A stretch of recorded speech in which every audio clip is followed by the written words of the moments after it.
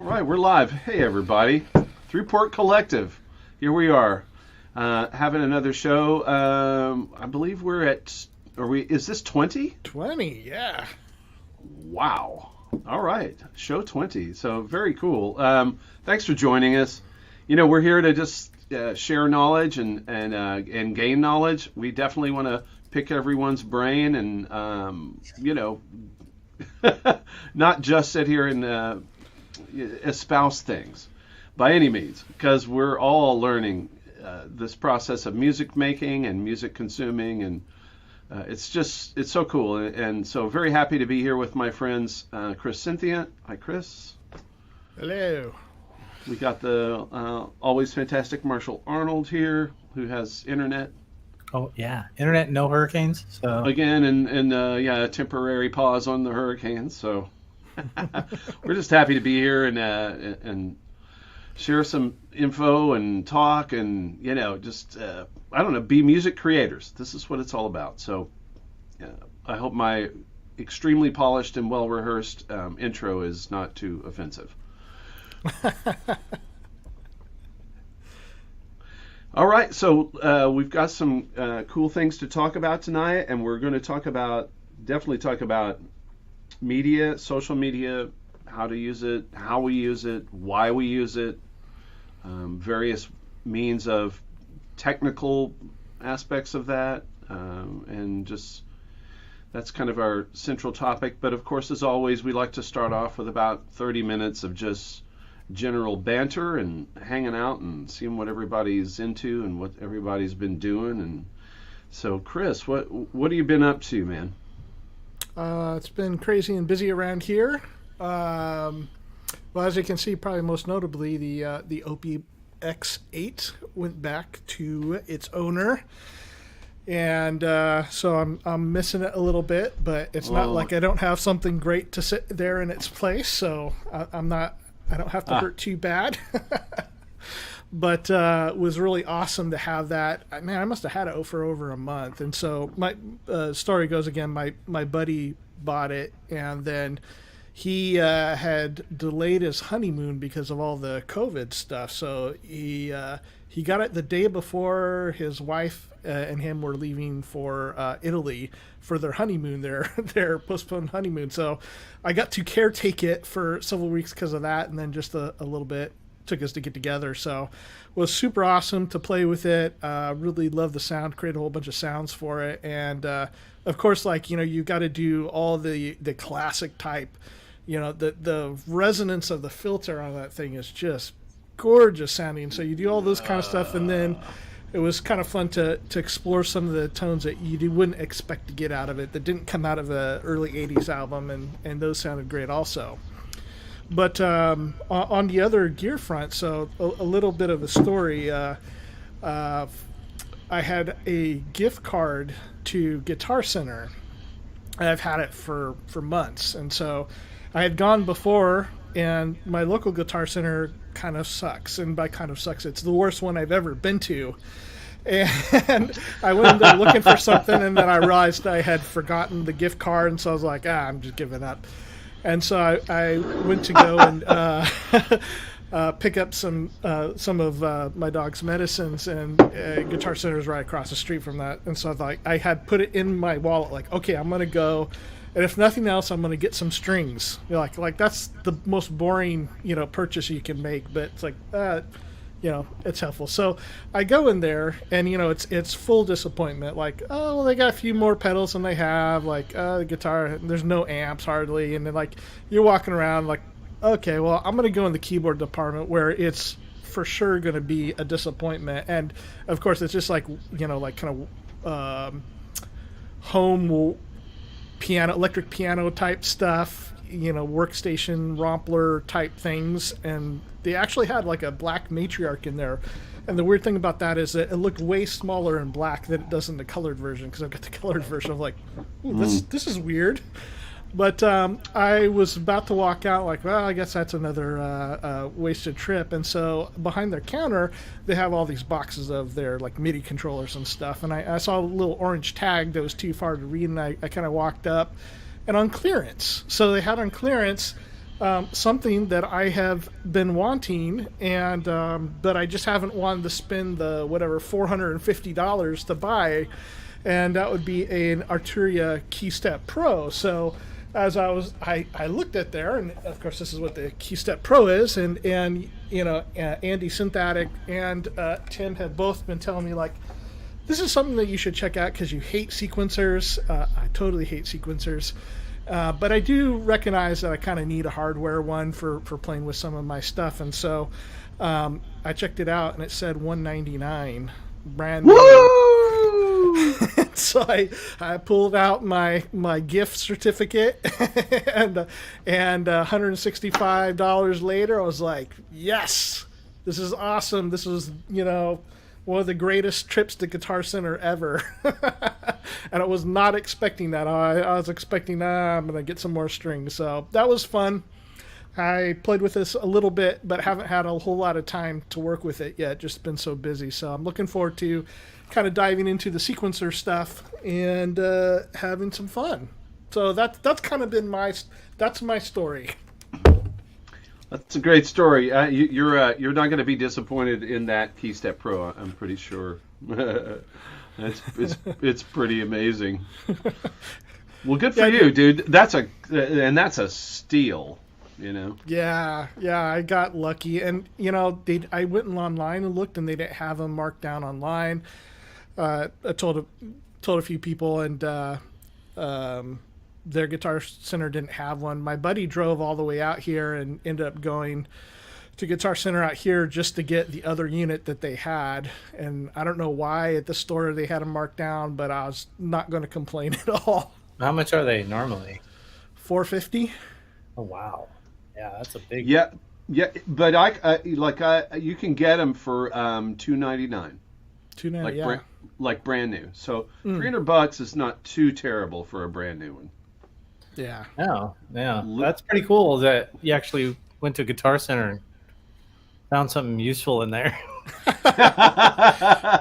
Good, on time. Believe me, I was just as surprised as you sound. The last time I went into a Guitar Center and walked out with something was probably 2000. I don't know, whenever I got that Matrix Brute. That would have been like years ago now.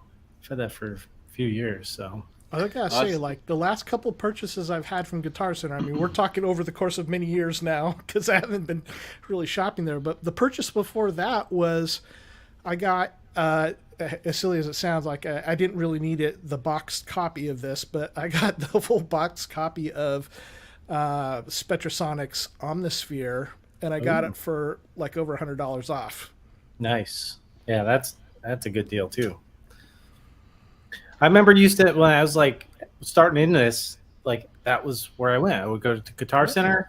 I'd buy my updates for Reason there. When I started using Pro Tools, some of the plugins, I bought some of, because you go in, guys, and actually go in and buy a box with software in it, and then you take it home. And you take the CDs out and you put them in your computer, and it's different now, right? Because everything's just online.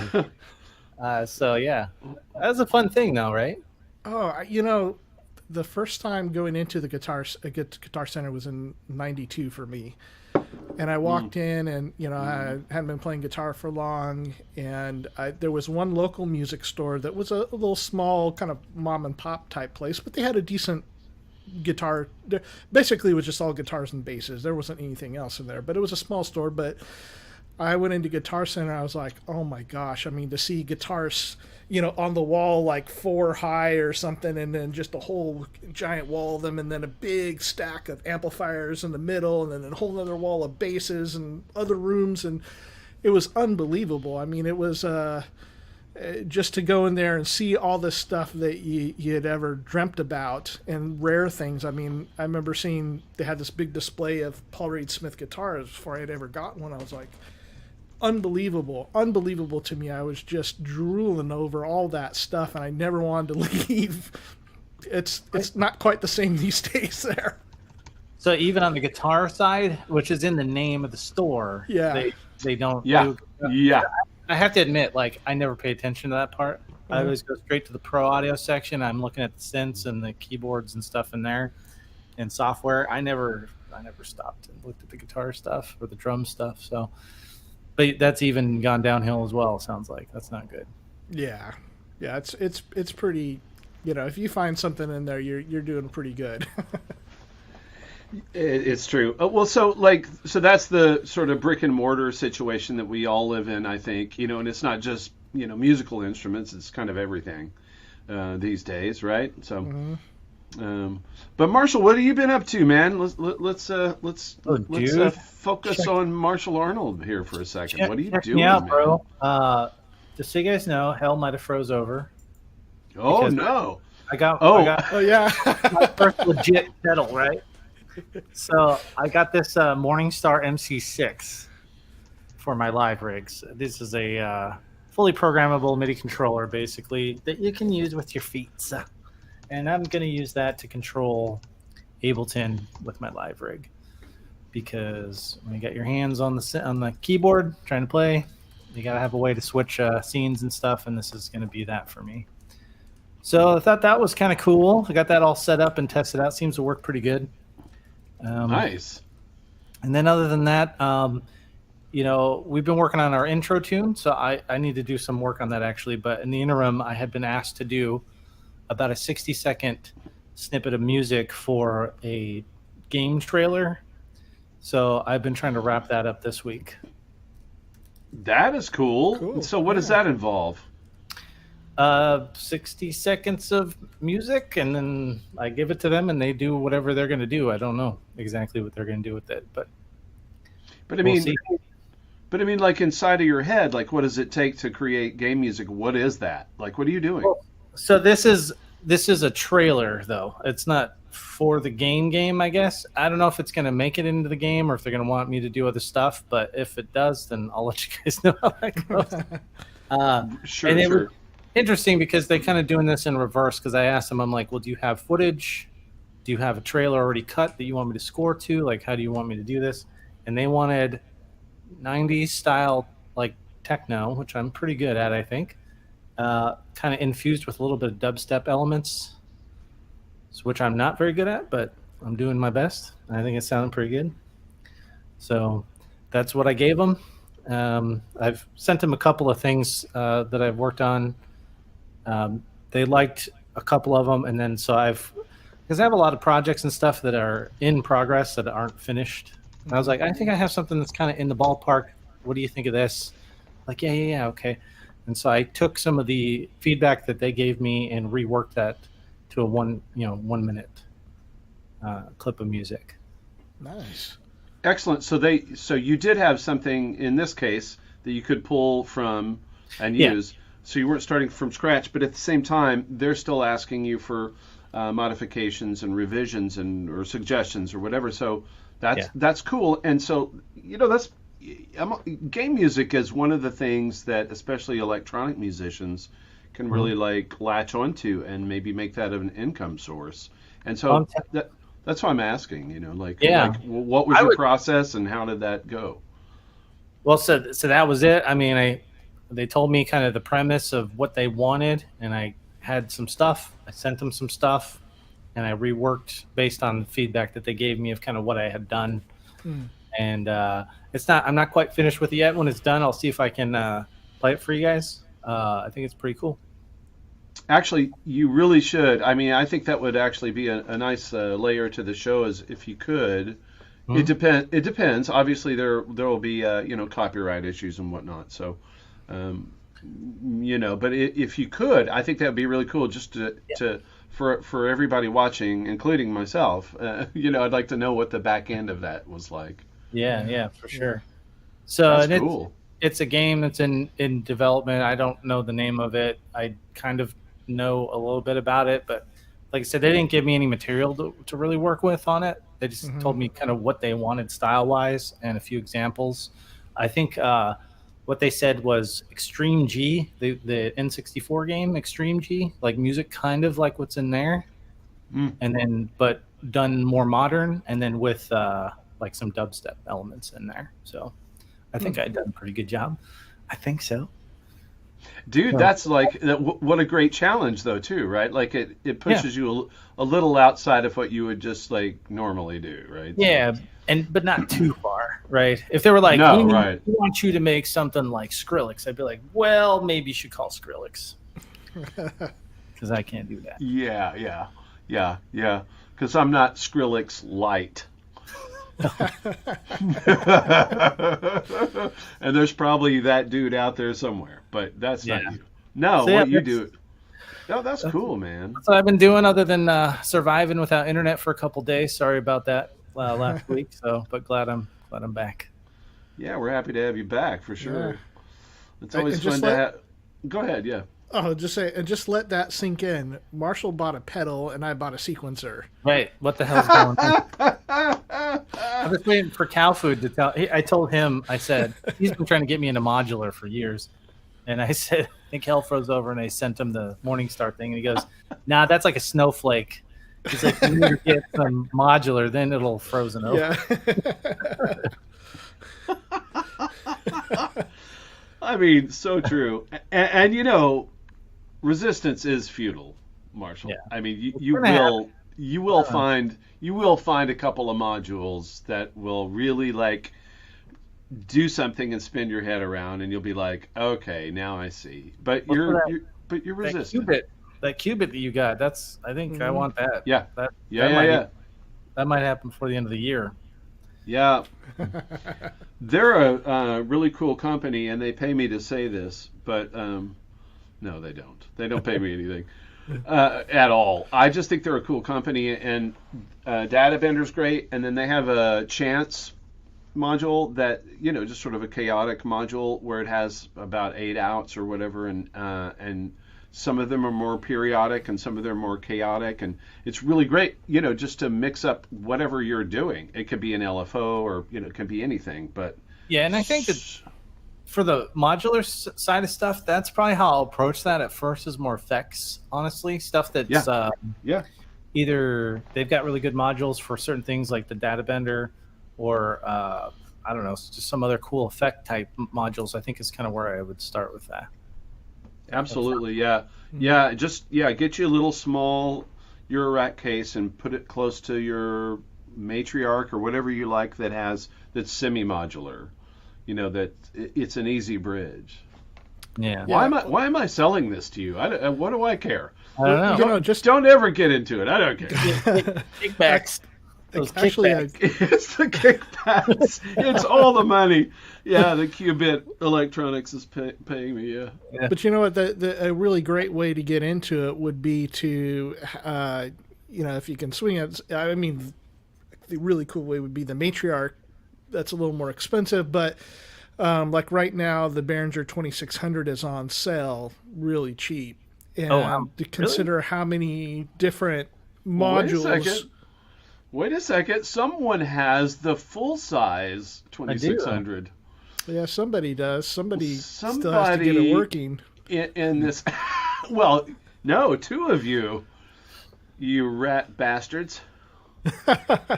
I might be a little jealous. Oh, well, but seriously, so that would be the thing. So like Marshall's got that, and if he gets like the qubit stuff, or, you know, morphogene or whatever, the fun, more effecty stuff, that would work really well to complement the 2600 and fill it out with some modules and sound bending stuff that it doesn't have. Yes, absolutely. And it gets especially interesting when you can have some non-periodic LFOs. So even though, you know, an LFO is what it is and it can have various shapes, you know, the waveforms driving it, but like for it to be non-periodic, where it does that for a second and then does something else and then comes back to that sort of thing really makes it more interesting to me, rather than just like it's the same sort of periodic shape and effect or whatever, and then, you know, then it's breaking it up. Anyway, I think it's fantastic. That's what absolutely tripped me up about Eurorack, was I just was like, oh my God, you could, like, what? I could do that? Like, I can change my matriarch in these kind of ways? and interconnect these different ideas. So that's where I just got nuts. But yeah, don't ever do it, Marshall. Actually, don't. It's a bad idea. Synthetic saying he said the same thing with the effects 5+ years ago and became $1,000 in modular gear all of a sudden. So I mean, like, probably gonna happen to me too. oh my God. I don't mean to seem indelicate, but my mother passed away this year, and it's been a hell of a year for me. And then there was a small inheritance, and I think I've already piddled it all away on like modular. And you know what? The truth is, she would be like, "Do it, man." You know, like. Oh yeah, That's awesome. She was always super supportive, of course, but. Hey, speaking of this, we missed a question up there. Brian wanted to know, Tim, where can you get a KeyStep Pro for $300? I did respond. Oh, okay. Oh, maybe I missed that. Sorry. I did respond, but it's Guitar Center Pro, so GC Pro, which I don't know if that exists like in every town. Obviously, I'm in Nashville, which is a music center, so. That's I'm just looking back. Sorry. Yes. So GC Pro, and I think what you have to do is sort of just look them up, Google them, email them, and say, "Hey, I'm a pro or whatever," or say Tim Grogan sent you. Oh wait. Oh, that's more. It's all that kickbacks. Yeah. No. Not. I mean, again, no. But like, I appreciate what they do. They can give you a really good price, and they're super organized. And of course, for me, I can go pick stuff up locally, or they'll ship it either way. But yeah, Guitar Center Pro. Is that where all the good Guitar Center stuff is gone, since it's not in the regular stores anymore? Well, I don't know, because I don't even go to the regular store. Like, and it is a big one here, but like, yeah, I don't know. I remember living in Los Angeles, you know, Chris, like 8 years. And that was the first place I went, was Guitar Center. Oh, was it the one in Hollywood? It was. And I was like, I'm in Hollywood. Yeah, here's a kid from Dallas. I'm in Hollywood. I'm at Guitar Center. This is cool. And I'm right down this, like the Musicians Union even was exciting to me. And just everything's exciting. Also, when you're like 28 years old, but yeah, Guitar Center. Right? That particular one was awesome. I mean, yeah. I remember back in the 90s, we'd make a little trip out to there, and then I don't remember what road it is there. I don't know Hollywood that well, but that strip there, and just to the left of the Guitar Center, there was a few shops, like all the way down the road, of these little tiny places that had like vintage guitars and vintage guitar effects and stuff. There's a whole bunch of those. Plus there was Mesa Boogie shop, which you couldn't find Mesa Boogies anywhere at that time. And it was just like going into that. It was like a pilgrimage to go there. Absolutely. You know, we've talked about this before, and just how much, if you've grown up in an era where there were big music instrument centers, you know, shops, I mean, like, you miss being able to go and just get a little hands-on. Well, not only that, like, if you needed something, you could just go get it. You know? You don't have to wait for it to order it and then wait 3 days or 2 days, or even if it's next day, you still have to wait, when you could normally, back in the day, just drive to the store and get it. Yeah. I remember... I hear that. I remember buying my first Strat, because it's black American Standard Strat, and you know, you go and buy it, and then you're really excited, like you paid, and then they're at that like final counter, and they open it up, and that was back in the day when there was like service, and they're polishing it for you. I'm like, right, come on, man, I got to get home, I got to play this thing. Put it in there, I'll polish it later. Let's go. Well, what have you been up to, Tim? A number of things. I'm sorry, I was like responding to Paul. But Paul Artola says, when I grew up, we only had eBay. And it's so, anytime that I ever say I'm 62 years old. Okay, so anytime I ever say anything about like, well, back when I was da da da, immediately there's about 13 flags that start coming up. And the biggest one in the center of my brain is like going, you sound like get off my lawn guy. And that's literally not how I feel whatsoever. But it's funny because it just comes up like that, and I'm like, well, shit. I mean, and they say you become your parents or you become this or that when you get older, and I guess maybe it's sort of true. I don't know, but anyway, I was laughing and trying to respond to Paul. I'll just leave him alone and tell him to get off my lawn. I'm not responding to you, Paul. You're probably hearing me now.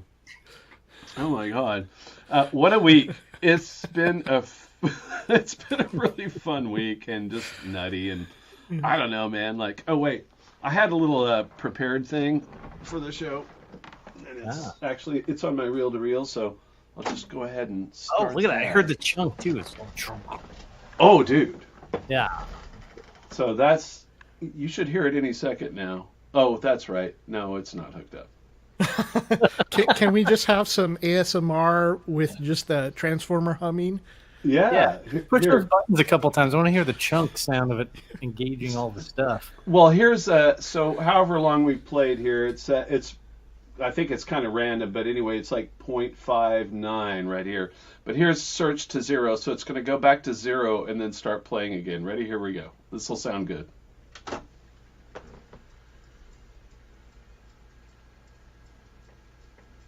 Dig it. Can I have that for Christmas? Wait for it. Ah! So satisfying. You don't get that same kind of feel, dragging a slider bar across your computer screen or your phone. My brother, that is exactly why we all love hardware. Yeah. Right? Like, I mean, there is some amazing software, and I'll never exclude it, but like the tactile part of it is just so awesome when it's hardware.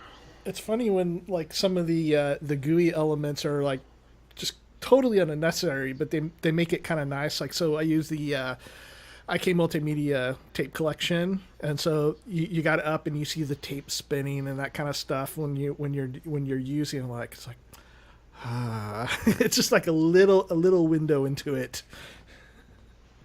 Absolutely, yeah. I mean, I was about to make a really inappropriate analogy, but tactile matters. How about that? Yeah. Tactile's important. Touching things is important. There is the convenience that is allowed by digital, obviously, in a lot of ways, and the fact that you could put like millions of songs on a single device in your pocket is pretty damn cool. Mm-hmm. At the same time, there's something absolutely cool. Also about using some like your reel to reel there. Like, I've got a couple of I kind of started collecting boom boxes like from the 80s. So having some tape decks that you can physically, eject, put your tape in there, push play. Do you walk around the park like this listening to Run DMC? Yeah. No, I'd probably get beat up. Well, I think my Chris, I think my favorite part of what you just said was the Run DMC. Yeah. It's like, you know it. Oh my God, those guys are great, man. No, I mean, come on, like it's it's just music history, really. When you look at it, it is, and it's awesome. Of course they're great. Like, in a way, like everybody has served a purpose, and we're all standing on the shoulders of giants, really. Like, whether or not that's your thing, it's still like what came before. It certainly dictates what we do. I was today. just thinking they'd beat me up because I'm playing music all loud outside. I think I'd get come kick my butt. Make all that noise. Yeah. And why plus, is your phone so big? The crazy thing is they have modern versions of the Ghetto Blaster, the boombox, and they're all Bluetooth but they make some pretty big ones. So they're trying to copy like that stuff from the 80s, but make them more modern, I guess. Yeah. I don't get it, but My neighbors are having a garage sale, and I was over talking to them, and she had on the table like it wasn't even a Walkman. It was some like off-brand, junky thing with the headphones with the like yellow foam on them or something. oh yeah, And yeah, yep. just had that on a table. I mean, just it was a garage sale junk. And this gal comes up that was, I feel like she should have been like a lot older than me, but then I'm realizing she was probably not older than me. She's like, "Oh, my son would love this. He's whatever, 15 or something." And so she bought this like crappy little tape cassette Walkman thing with the headphones. Oh, he's gonna go nuts over this. Like, I thought it was kind of funny because I mean that's all that stuff's all I guess all the rage with the kids. Well, I was Yeah. interviewed. I was interviewed by a younger guy. He had a small YouTube channel. It's kind of interesting because he did mostly interviews with like cosplayers and stuff. But he asked me to come on his show and talk about synths and stuff. And then he started asking me about the '80s. Since I was alive during the '80s. Well, I mean, you were probably a zygote. I was a little kid, but I was like, yeah, I mean, the '80s seemed cool. I was, wearing my bright orange shorts with gray striped socks. Like, I didn't care. Roller skating around. But yeah, that's pretty much what I remember. Yeah. Muscle shirts. More kind of stuff, I guess. Yeah.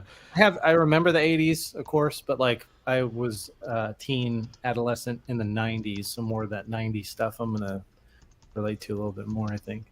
Mm-hmm. But that made me feel kind of old. He's like, "What was the '80s like?" They were pretty cool from what I remember, but I was like 9, Yeah. Right. Yeah.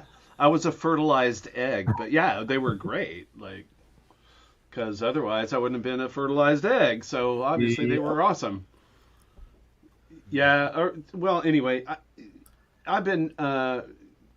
What have I been doing this week? It's been kind of eclectic, which typically is my thing, and I'm happy about it. So I played a session today. I played on 6 songs that were demo songs. I played drums. Those are fun. The people that run it, the producers already kind of have it dialed in, and then they sort of leave it up to us as how we do it. But yeah, 6 songs. Nothing crazy, but you also have to, there's a mindset about getting it right and hearing the song and also not trying to reinvent the wheel. So it's a beautiful challenge that I've always loved since I've been doing it here in Nashville. And it's 6 musicians playing at once. So you have acoustic guitar, and you have electric guitar, and you have bass, and you have keyboards, and you have drums, and then sometimes you'll have steel guitar or some other, extra. So it's at least 5 guys and 6. So it's just fun. Yes, I am recording this. Of course I am. Don't be ridiculous. I'm absolutely going to use this in Data Bender, and then put The Run DMC. The Run DMC. So that was my day today, and I came home, ate a quick dinner, and then kind of looked around about what we were up to tonight, and then here we are. And then also I read the script for this next horror film short that I'm going to get to score, which I'm really excited about. And it is a sci-fi dark comedy. And that's what I know about it. And I've read the script. But it hasn't been shot yet. They haven't shot anything yet. So this is fun. And I talked to the director who lives in New Zealand. I talked to him for, I don't know, half an hour or so. And we just talked about concepts and whatever. And I said, brilliantly, I said, well, it sounds like it'll be a hybrid sort of soundtrack. In other words, like giving me the out to do some synth stuff, some orchestral stuff, some acoustic stuff. You know what I mean? Yeah. But what a fun process. Anyway, I just love it. Horror wave. Synthetic says. I mean, literally, it's really cool. What a beautiful thing to get to do, and also to be subservient to the story. Mm-hmm.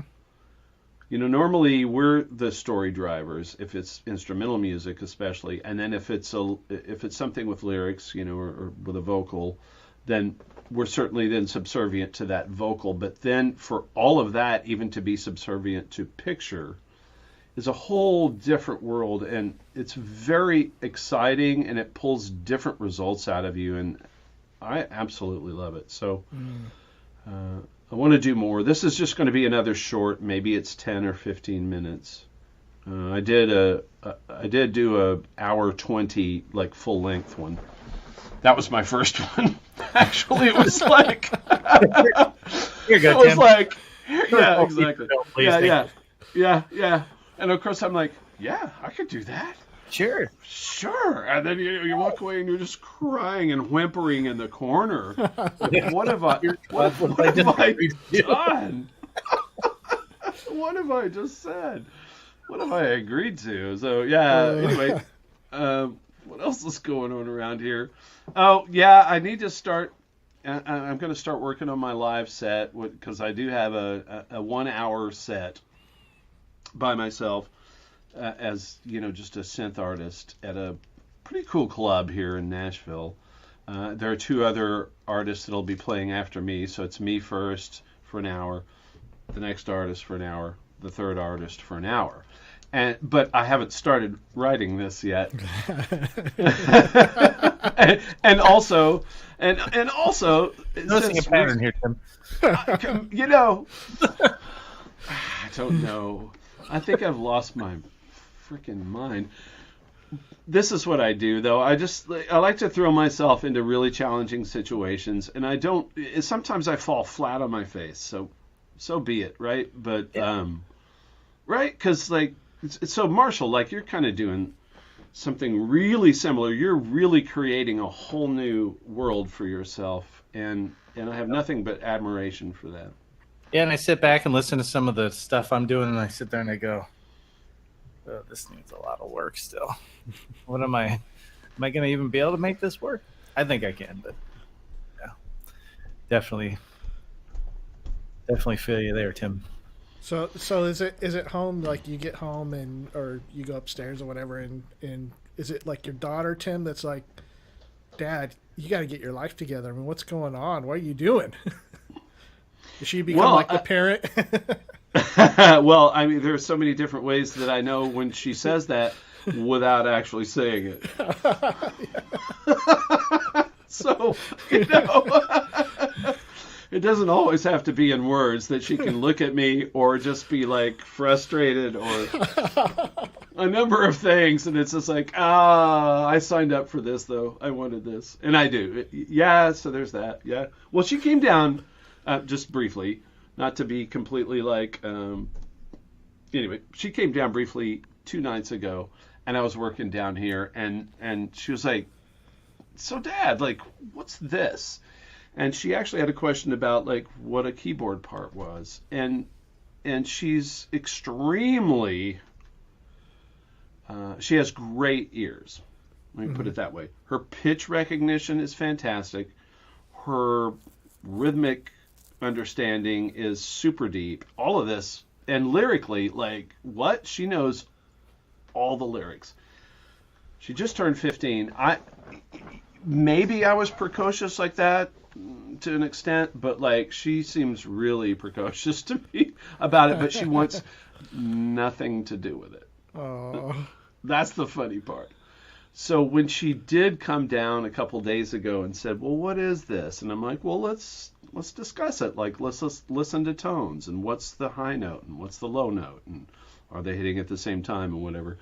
So it was actually like a really cool, I'm only bringing it up because it was a really cool daddy-daughter kind of moment for me because she doesn't normally want to do it, but dude, like, it's frighteningly good. Her intuition, her musical natural talent is really great, but she just wants nothing to do with it. And I've never overly encouraged her. Like a lot of, I think, musical parents would be like, yeah, do it. And I'm like, I don't know if you want to do this. Like, what are you going to do with this? You know, it's such a different world, too. Back when I was a kid. So now we're back to that moment. But it's a different world, and so I don't really overly encourage her to do things, but I want her to at least like intellectually and emotionally connect to music. So whatever. Sorry, that was thanks for that, helping me on that aside.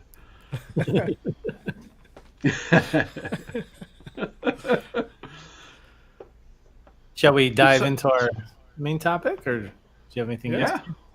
Absolutely.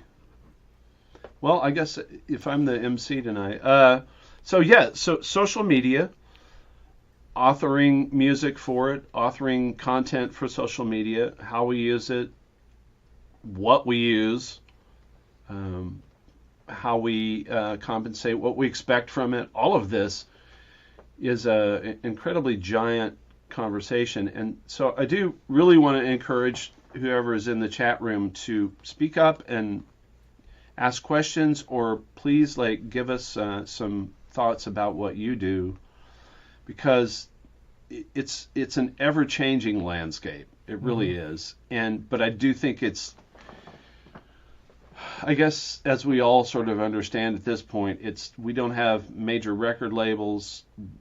We don't even necessarily need them, and probably don't even want them anymore, because now we have these other opportunities to exploit, to get our music out there. So I would love to, I live in anti-social media. Paul Artola, you guys are funny, man. I like our chat room dudes are like brilliant and really like funny. I guess we're attracting the right folks to our show. Anyway, yeah, it is a big topic. It's a gigantic topic that we'll only scratch the surface of. But it's really important if we would like to get our music out there, which some of us do, most of us do, I think. Some are noodlers. Some people just want to come home and relax, and for them it's like a cocktail or something, and they just want to noodle around, have a good time. They don't really want to put music out there. And some of us like live and die by wanting to put music out there. So it's a broad spectrum, and social media is great for that, because you can just noodle and put that out, or you can like try to be serious and gain some fans. So that's our topic, and I don't know if you guys want me to continue blabbing right now, or does someone want to pick this? In fact, please, someone else pick the ball up for a second. Well, we've got kind of two areas to look at. Like, so maybe we want to decide what we want to talk about first. So we have on one side of it, kind of what you just mentioned, like how do we do this? Because most of us here, everybody that I know in the chat, and the three of us, like, we grew up in a time where there wasn't social media, and a lot of us, and maybe most of us, started playing music in a time where there wasn't the social media. So to think about, the change of this architecture from like you want to get signed to now you got to be a master of social media, a lot has changed, and it's probably not the 20-year-olds that are having a problem with it. It's probably us that are like, let's try to figure this out a bit.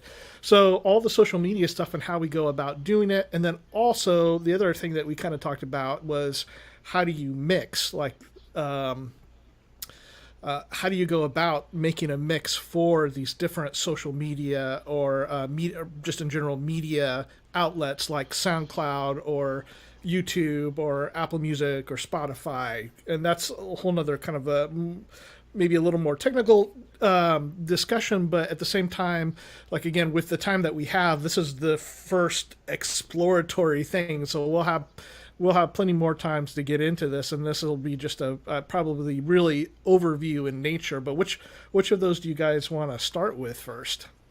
Well, I think we could talk a little bit about the platforms that we use currently. I know one that we all use, and we're on it right now. It's called YouTube. Um, I like YouTube a lot because the the video aspect of things is very helpful, and you can also drive traffic based on keyword searches and stuff like that. I find it's a little more difficult unless you're most likely unless you're in the biz, so to speak, like out there doing stuff, to drive traffic to your content on a platform like YouTube. If I put a track out on Spotify or wherever, I don't know that anybody's even finding it there, but I do know that people find my stuff on YouTube. So, Yeah. I like in terms of like utilizing some of these platforms. That's one of the really great things is you can drive traffic based on keyword searches and things like that, and you can engage your viewers in different ways. So, like we're doing a show here about music, music production and things like that. So, And there does seem to be a better spectrum. I mean, it's a lot harder to make a living at making music these days than it used to be. But there's a wider spectrum for people to get their music heard. And so you didn't have to be, a big band these days to have people actually listen to your album because, I mean, 20, Yep. 30, 40 years ago, I mean, it's like you were trying to get people to buy cassettes or whatever, and you were playing shows and you're trying to get your stuff out that way. And I mean, not that many people would come across your music unless they happened to be drinking at that bar or going to that show or whatever. And it is an interesting thing that for amateurs, I mean, all the way, I should say for everybody, but all the way down to amateurs that are just, casually putting music out, like people listen to your music. And if we think about a lot of, a lot of people here and the three of us, everybody in the chat that's making music, I mean, hundreds and hundreds of people or thousands of people listen to our music. And if stuff that we're just putting out because we're wanting to make music and have fun and have a great hobby, not to mention anything else of making music or being successful at it, but like if you just want to share some music that you're making, like that's happening at a much greater amplitude than has ever happened before. I mean, to think about what it would take, like, you got to people to be in the band, and then you got to find gigs to play, and then you got to get people, to coming back to your gigs, and then you got to sell them t-shirts and records and stuff like that. Where these days, as you're saying, Marshall, like with the keyword searches, people can find the stuff that you're putting out really easily, and there's such a big market instead of, I mean, I live in an area where there's millions of people. And so there's a lot of people to hear it, but if you don't grow up in that kind of environment, I was about to sound like I was about to say in that type of garbage, but in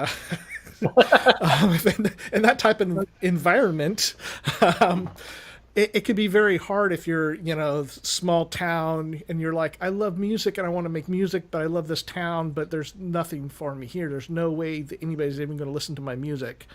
So that is kind of a nice thing. It's a great thing to talk about because what you're saying there is before the advent of the internet, social media, and all these platforms, if you wanted to go out and do stuff, you had to probably relocate to one of the coastal areas where it's done. You know what I mean? Now you can do it from anywhere, and your audience is global, not local, which is really cool. And it also stays online as long as, probably forever. And in all actuality, somebody's probably got it somewhere, even if you delete it. Oops. But that's another cool thing about it. Yeah. I'm sorry, Marshall. Yeah, because so many great points. Like, I'm just like trying to just sit here and not say anything for a second. I'm very passionate about this. It's very interesting to me that the democratization of the arts, and it's not just music, and it's not just any one thing even. The internet has completely revolutionized the world, and to the extent that we use it. So, right, it's like there's so many positive things about it, and I'm actually super happy that I can just tell somebody, hey, just go out to this link, and you can sit and listen to my music on your phone. And then there's like the other side of it, which is like, and everyone is posting their music that you can listen to on your phone.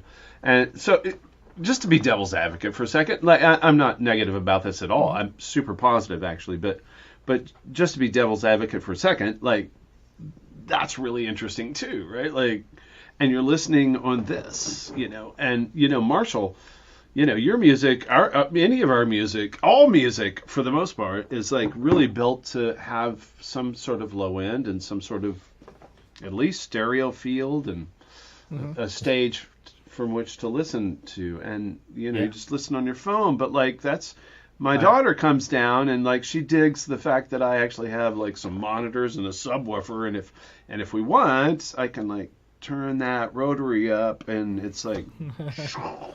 Oh yeah, peel her face back, but that's not really a social media aspect. I mean, you can download it and you can listen to it secondarily that way. But as a delivery system, because what do most people engage in social media with? It's their phones. Like it's their phone. Yeah. Yeah. So you're not wrong. I mean, even that aspect ties in. And it was kind of funny because I was talking to Cryss about this before the show a little bit because we were talking about the whole loudness, the LUFS and all that stuff, and what should you target for streaming services and things like that. And there's a whole rabbit hole we can get down into that. But at the end of the day, the interesting thing is we spend all this time working to make our track sound as perfect as possible. At the end of the day, somebody's going to listen to it on this in a compressed, like whatever, a lossy format without any kind of response on their mono speaker. I mean, it's so true, though. Yeah, maybe they got some headphones, and that's a little better. But yeah, I mean, yeah. You're not going to get the full experience that way. It's like watching a blockbuster movie on a black and white TV with a little speaker on the side. You're not going to get the same thing as going into the theater. That's right. That's right. And so, but you can get the cheaper experience for free and all the time. Yeah. And you can take this and connect it to something else via Bluetooth or whatever. Right. They used to put these things called 3.5 millimeter jacks and used to be able to plug them into stuff. You can't do that anymore. Oh. Back in the olden days. I'm so old, man. Get off my lawn. You need my headphone jack back. You can fit on here. Man. We should probably retitle this episode "Get Off My Lawn: Social Media and Your Music Today." Oh my God, it's so true though. Like because that's right, and you could play it from your phone. You still can. I mean, clearly, and you can do it Bluetooth now, and there's sophisticated ways of doing it. I don't know that that's necessarily like the same as putting a record rather on my turntable. And blasting it through my old, whatever, like that's cool. Like there's a coolness to that, but also I'm the only one hearing this right now. And so back to the social media aspect, what an incredible, who would have thought, who would have dreamed of this, that you could actually like upload it somewhere and everyone across the world, Marshall, to your point, like globally could like listen to my shitty little, music or whatever. And it's just amazing. It is a little bit weird. I don't know, maybe about a month ago. So I have a couple of friends and we, borrow each other's gear and check out stuff. And so my buddy had got this little tiny, Soldano amp, and I've got a big one, and so he let me borrow it for a while, and then he was coming to pick it up, and we were going to hang out or whatever. I'm like, oh, I should just make a little video of this. This thing's cool. It's this little tiny little amp, and so I set it on top of my big one, and I mean, like he's like, I'm getting off. He texted me, I'm getting off the freeway. Like, oh great, I just got to do something real quick, and I'll put it up on Instagram. Yeah. And so I did this thing like, and it was rough. I did like 2 takes. I'm like, I'm not even warmed up. Okay, whatever. It was like kind of metal-y type stuff. And I just popped it up and gave it back to him like it's done. It was like, 4 minutes of work. And then like it's gotten, I don't know, about 20,000 views and 1,000 likes and all this kind of stuff. And you're like, what the hell? I mean, it's kind of a weird thing because like there's been other music that I've really poured a lot of blood, sweat, and tears into, and it doesn't go anywhere, And then you do something like randomly off the cuff, and then it just blows up, and it is kind of a weird thing. Okay, we have to stop on that and park on that. Marshall, I can tell you've got a lot of thoughts on your brain. Can we park on that for a second, Marshall? I know you're like about to say something, but oh yeah. So the idea that here's the funny thing. Absolutely, Cryss, to your point, you can put out something incredibly stupid, right? Like just the most benign, whatever, like ridiculous. Honestly, are you saying what I put out was stupid? Is that what you're saying? You mean that's exactly what I was saying. That's what I was saying. And this is Tim signing off for Thru Port Collective. We have now disbanded via artistic differences. Oh, yeah. Hey, you guys, you want to get the band back together? Well, let's wait a minute. Like we just broke up. Like you need to let them. It's not too early for a reunion tour. Oh, come on! You gotta let them savor it for at least. Man, I need the kickback. Years. We need to get the band back together, man. Original lineup. God. Sorry, continue. Tim was making a point. Well, I'm totally like gone from my point now. I don't even remember what the hell I was saying. What were we talking about? Remind me. I'm sorry. Literally, I forgot. Like basically putting together something willy-nilly, throwing it out there, and then having it actually perform. Okay, so right, and that's right. And it's not that. It's like the video of your cat, or you like doing something random, and then that's got 200,000 views, and then you put your music out on social media, and we can discuss more specifics about which social media, but I think they all sort of operate the same way because of the algorithms, that you get like hardly any views at all.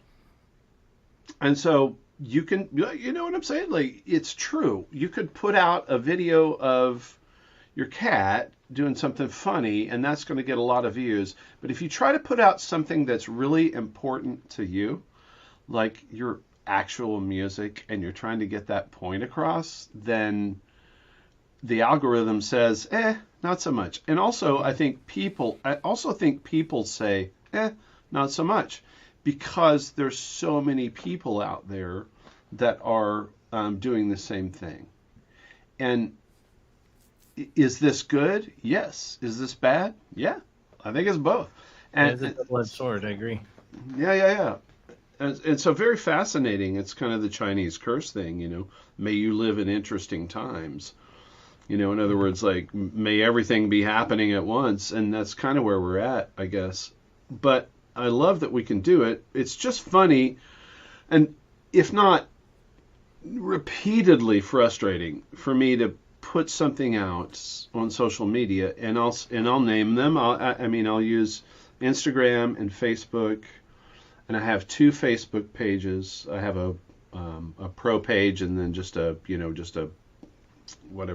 individual page, and then there's YouTube, right? And then there's TikTok, which I've yet to investigate, and that's the one, according to my 15-year-old daughter, who would probably be in the know about what's effective, that one's really hitting, and I'm not using it. And also, let's say, assuming that you guys have a website each, and then there's Bandcamp. Mm-hmm. So Bandcamp is like, you can sell merch on there. You can sell. You can do so many things to establish your brand and get your music out there, and you can do it all without them really pilfering much at all. Like, I don't know why I'm doing this a lot tonight. This is fun. I don't know. Anyway, yes, I know. I feel like a mad scientist. But you can do that, like on Bandcamp. You can really get a lot of different aspects of your music out there. And if you, evil Tim, if you sign, that's hilarious and not wrong. If you sign up for it, you can also, like, you get they'll every day they'll give you sort of their featured artists. So it's not only a way for you to get your stuff out there, but it's a way for you to be exposed to new music. And then I'm sure algorithmically they also kind of figure out what you like, just like Spotify does, or just like Apple Music does. So what an interesting situation. And I just want to really get better at exploiting it, whatever it is that I can exploit, which is all of it. And like, I just want to get better at it. What do you guys use? And again, I want to go to the chat a lot. I want to see what people are like.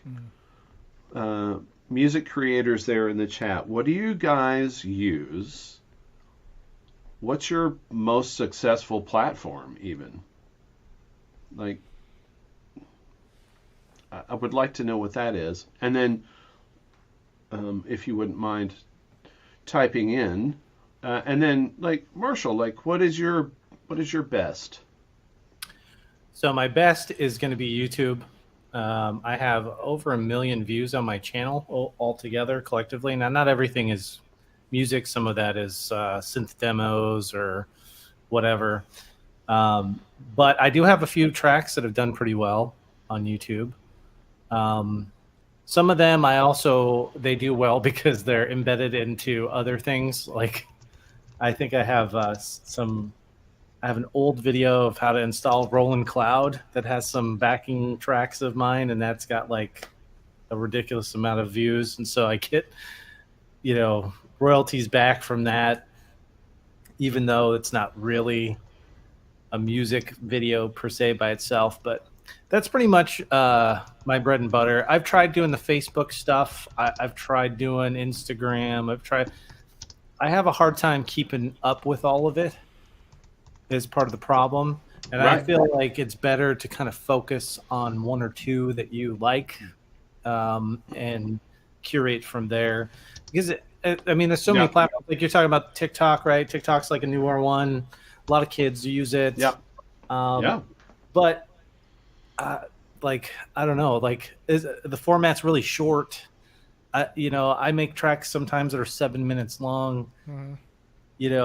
Those types of bite-sized consumption videos they're not. I don't know if that's really a good place in terms of. It's a good place to get views, but to just you got to combine it with something else, right? You got to have some kind of gimmicky thing or something in the video that people are going to engage. People are not necessarily there for the music per se; they're there for the entertainment factor of the videos. Yeah. Yeah, so go ahead. No. Great points that you're bringing up. And is it, does it ultimately drive people to listen to your long form music if you give them a little, kiss on the cheek sort of bit? And does that ultimately drive them to hear you? What I've been discovering, not through just myself, but others that are, of course, trying to get their music out, is that it doesn't necessarily do that. It drives them to watch your TikTok, right, but it doesn't drive them to watch your 7-minute piece of music, which is like this beautiful, landscaped, perfectly, like your music, that you want them to hear. So, but not that it doesn't either. Like, it probably does drive a few people there. Uh-huh. So to that point, like, I just, you just wonder, like, time investment because TikTok is well, they're all, by the way. So let's rewind a second, because I just had a different thought and I should actually focus on this. You have to regularly feed it. And so Wagyu was saying, in the chat, musicians aren't necessarily great at sticking with a thing and doing it and making sure that they do that thing in terms of social media. Like, they're not the promoters, they're the creators. So here's a whole other, conversation. Well, like and that's kind of what I was trying to kind of hit on there, is like, totally. Oh, totally. I don't have the time to curate to all these different platforms. I'd have to hire somebody probably if I was going to really legitimately do that.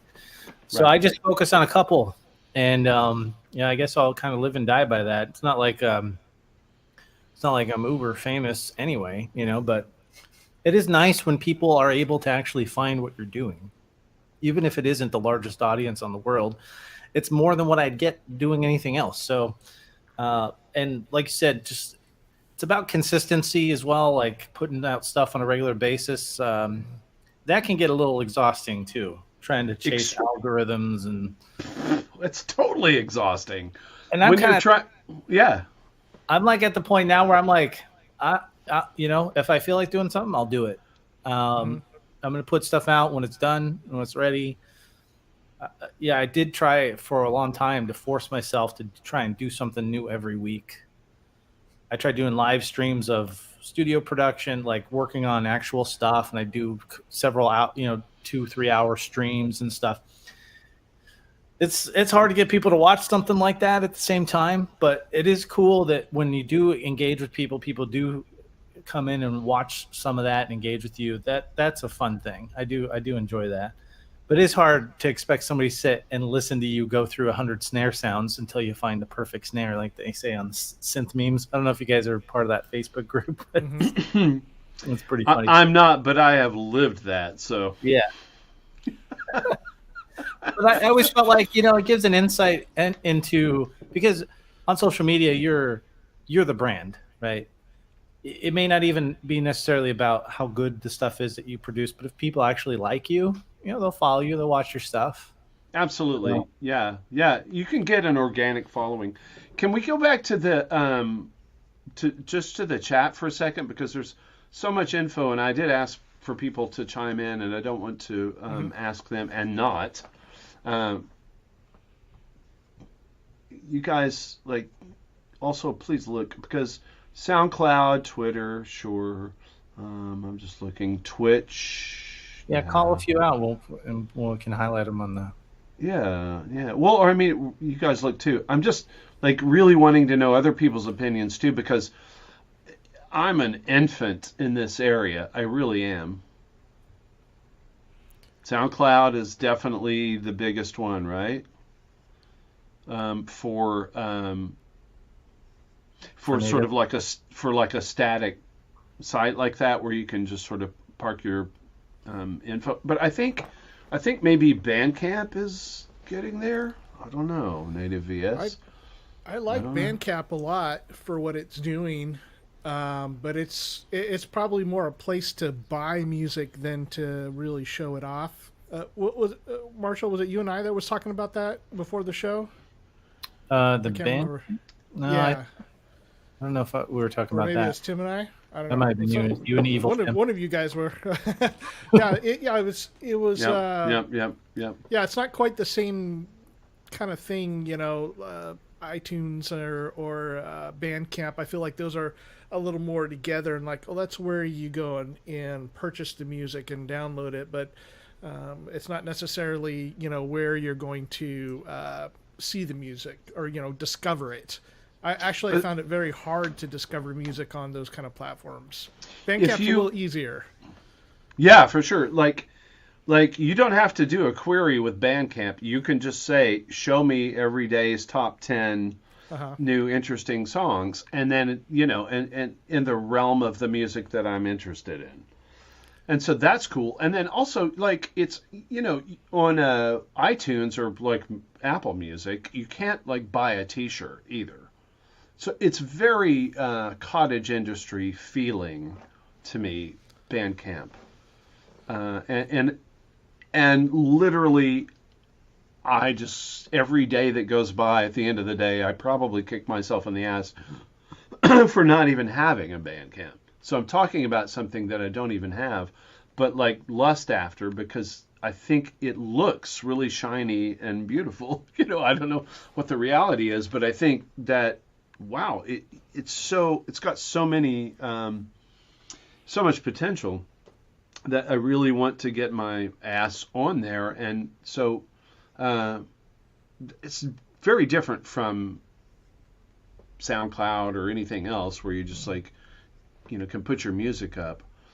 You can actually have a lot more depth, and they've really made it pretty easy to create a site. Listen to me talk about a thing that I'm not even using, but it's attractive to me. Well, that's why I want to ask, because like it's really attractive. Like, I think I'm missing something. I feel like I'm missing something for sure. I'm not putting out albums right now, but if I was, Bandcamp would be the first stop for that. I think they've got a really great website. They respect artists a lot, and so you keep most of the money, compared to like Apple taking 30% or whatever, and Spotify, we won't talk about what they do, but that's a great place. It's not such a great place if you want to interact with people, and YouTube has been really great for that to me, like much better than Instagram. I'm not on TikTok, so I don't know, but YouTube seems to be the place where, like, if you're a small artist and people, are organically following you because they like your music, that's the place that they're most likely going to engage, and it is a rather nice thing. I mean, I love when it's mostly my friends, it's my online friends, come and if I've put out a song, they come and listen to it and they make some comments about it, and I really appreciate that. I like hearing what people say about it, or what appeals to them, and I might try to take that into account as I'm making future music. And also, as far as discovery for me, YouTube is the place I want to be. I don't spend a lot of time on Instagram. Like I'm using it more, but it's to me, the feel of it is a little more impersonal. It's definitely more like randomly scrolling stuff, and I don't really care for that. Where Facebook does feel a lot more personal. YouTube, if people are following you, although again, it takes a while to get up any sort of significant amount of people that they would actually, and it depends on the people that are there, because a lot of people will listen to your music. If you get 1,000 views and, you might get 40 comments, it's not very big percentage of people that are interacting. But I mean, when you think about it, it is, because if you were, say, playing in a rock band and, you get a few hundred people out or 1,000 people out, and how many people do you really get to interact with then at that point? Like very few. And so it is kind of a neat thing that through social media, you have an ear to what's happening.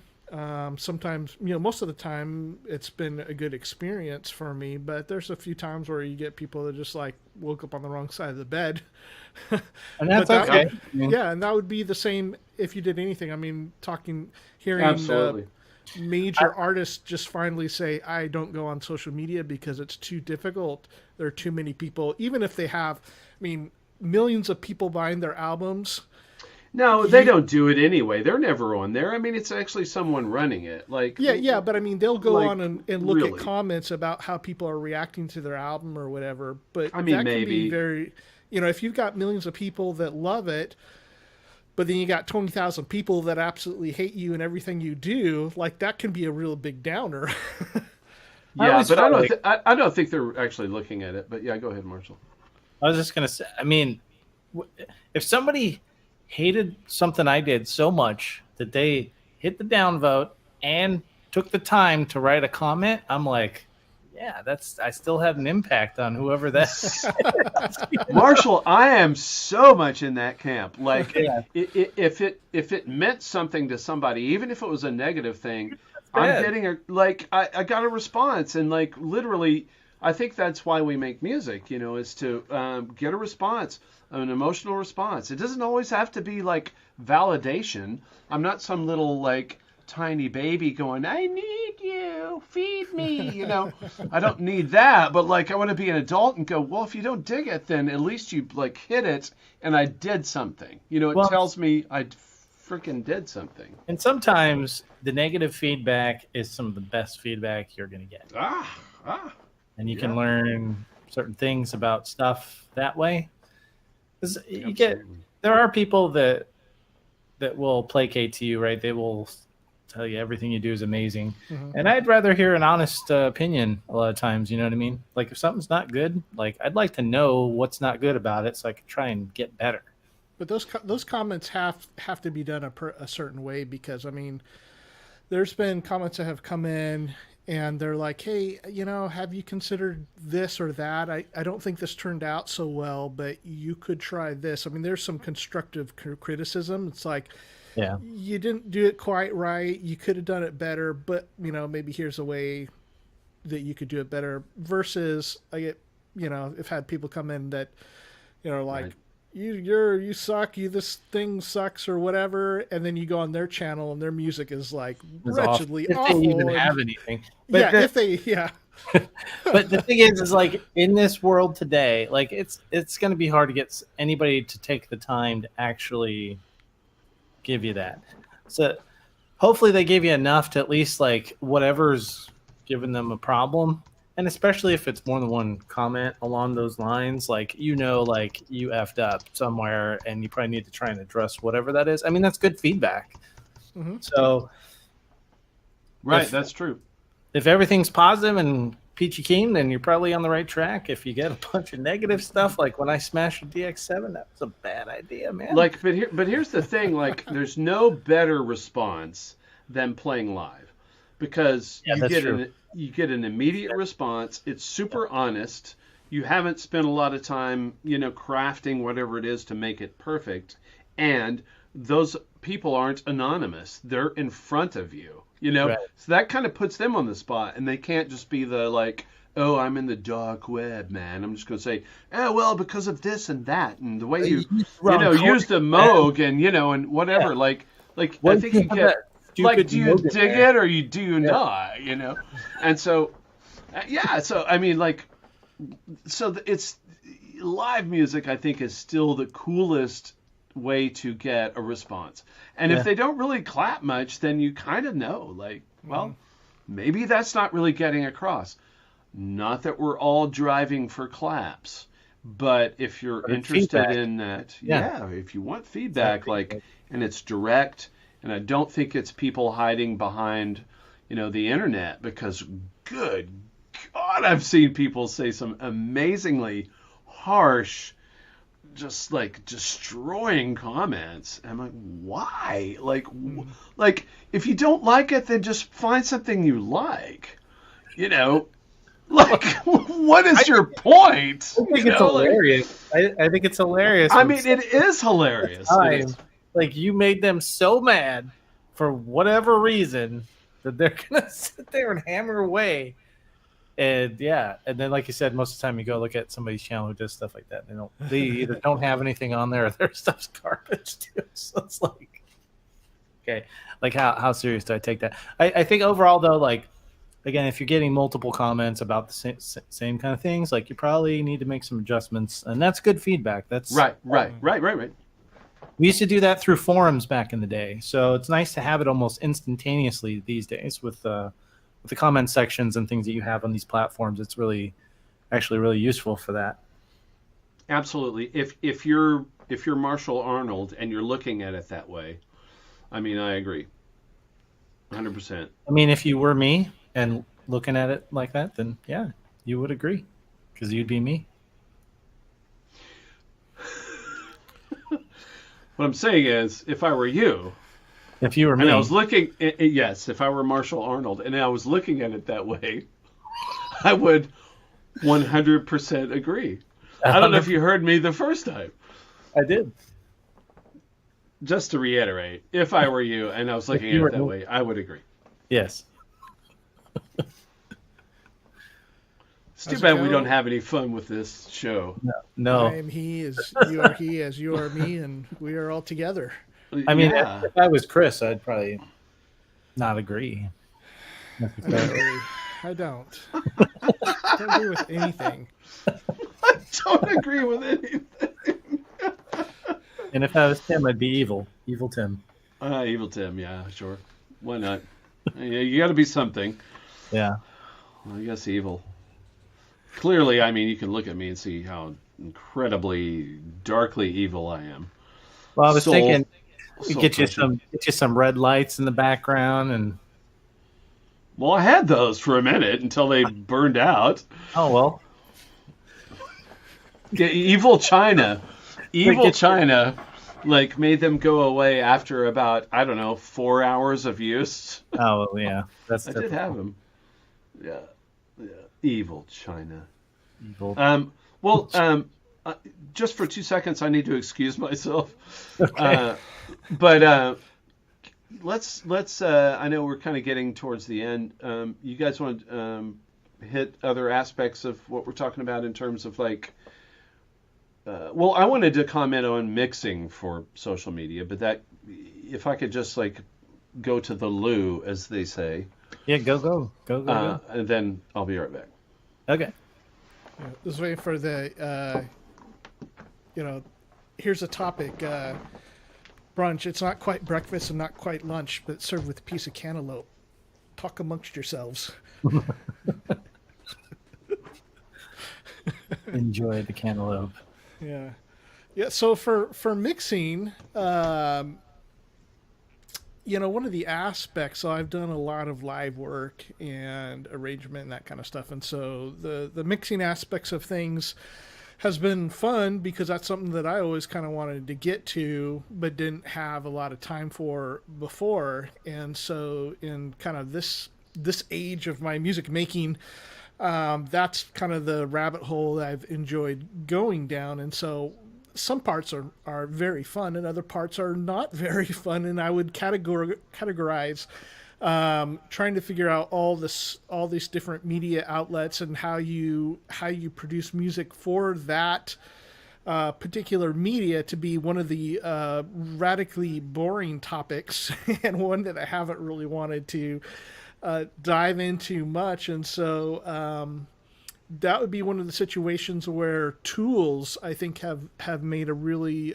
big contribution because one of the sad aspects that we encounter right now is that watching so much on YouTube and there's so many tutorials and things that everybody portrays themselves as an expert of everything, or they only stick to the stuff that they're really just got down. And so when you go into a forum or you're chatting online or something, if you don't know down to the nth degree about this one little narrow band of being a musician, then I mean you're an idiot and you don't belong in this and all this. It doesn't matter all the other great stuff that you've done.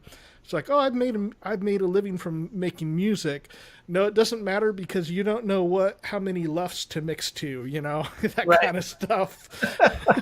Or you're playing in a scale that's like they don't like the scale. I've had people comment on the scales that I play in sometimes, and I'm like, yeah, you're playing in a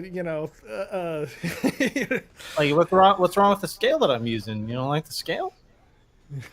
Okay. Yeah, you're playing Lydian. You need an augmented Lydian. Right. That's a kind of funny thing, but that's we don't have realistically we're not we don't have all the time in the world, and we're having to cover so many different areas that musicians didn't have to cover before. I mean, I kind of like it though, because in a way we can do it all now. Whereas before you needed help. Yeah, and you think when like say John Bonham or something like the greatest drummers of all time, and he's talking is like telling Andy Johns like he John Bonham doesn't know much about production at all. He's just a drummer. He's like, I need more fudge or whatever, makes up some word, and then Andy John's got to figure that out. But now we're both the John Bonham and the Andy Johns trying to figure out all this stuff, and now we got to be the marketers and the social media people and all this kind of stuff, and be a tech expert and all the cameras and all. Yeah, it's ridiculous, and so I've really come to see that there's this point where you've got to pick and choose, because we don't have all the time in the world to become the master of everything. I don't have to be. So, like, where am I going to be the master, and where am I just going to get it done? And so for me, it's like, well, I would rather be a master of the guitar, and I'd rather be a master at sound design and these kind of things, or songwriting, whatever. But like when it comes to like adjusting, how loud my tracks are for YouTube or SoundCloud or whatever, there's an area that I'm willing to make some concessions and go, I'm going to get some good software, and I'm going to be done with it in a few minutes, and I'm going to learn what I need to learn, the minimum of what I need to learn, and then I'm going to use some tools to help me get to that place much faster, because I don't have 30 years to become a mastering engineer than the way that I would like to be. And so... And most musicians don't. I think in the electronic area, the electronic music, you tend to see more of that. Mm-hmm. But in general, most musicians don't know how to mix or master very well, I don't think. Yeah. And traditionally, you would outsource the mixing and the mastering process to a professional. So, and that is still an option. You can still outsource some of that stuff if you are willing to pay for it. Or if the tools that are available now are a lot better and getting you in to the ballpark, so to speak, in certain ways. So I mean, it's kind of even with limited knowledge, you could still get something that sounds pretty good. Mm-hmm. Absolutely, yeah. Even if you're just like a blind baby walking through the woods, you can like get something that's kind of acceptable. But acceptable, it really isn't stylized, and it might not necessarily fit your music. You know what I mean? But you can get levels up. You can get like everything, smashed up to the top. You can get limiting. You know what I mean? Like, what if that's not what you want? But to your point, yeah, you can absolutely like get so far with just basic tools anymore.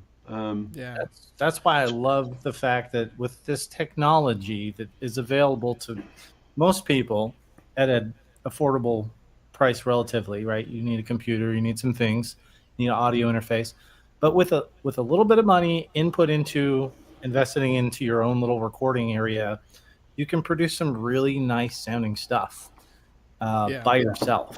I think that's super cool. It is super cool. And some people say, like, why does all music sound the same today? Some people ask that question. I'm just going to leave that dangling out there. Because, I mean, like literally, like, so when I made my record, I'll just say briefly, when I made my record, I took a lot of care in making some pre-mix moves that were, changeable. And then I'd been involved in it so long, I handed it over to someone I really trusted to mix. They mixed, and then I handed that over to someone to master. Because if you're in that process the whole way, I just want to say you're going to lose your objectivity, and it's not going to be as good as if you get into someone's hands that you really trust, and who's maybe even better at it than you. Right? God forbid. And it's a budgetary thing. I get that. I mean, it is. But like, I was like, I'm paying for it. I don't care. I want to hear what my music sounds like in the right hands rather than me just doing it. I can do it. Sure. We can all do it. Yeah. Just slam it and do your thing. Whatever. But like, to get it into like really talented hands, that was a moment for me. So just in terms of jumping in on that, like, it was everything to me to get it to someone to mix it and use my suggestions in my rough mixes, and then have somebody else master it. I want to be done with it. Like, Yeah. I need somebody to. That's normally how it's done, like on the professional level, for sure.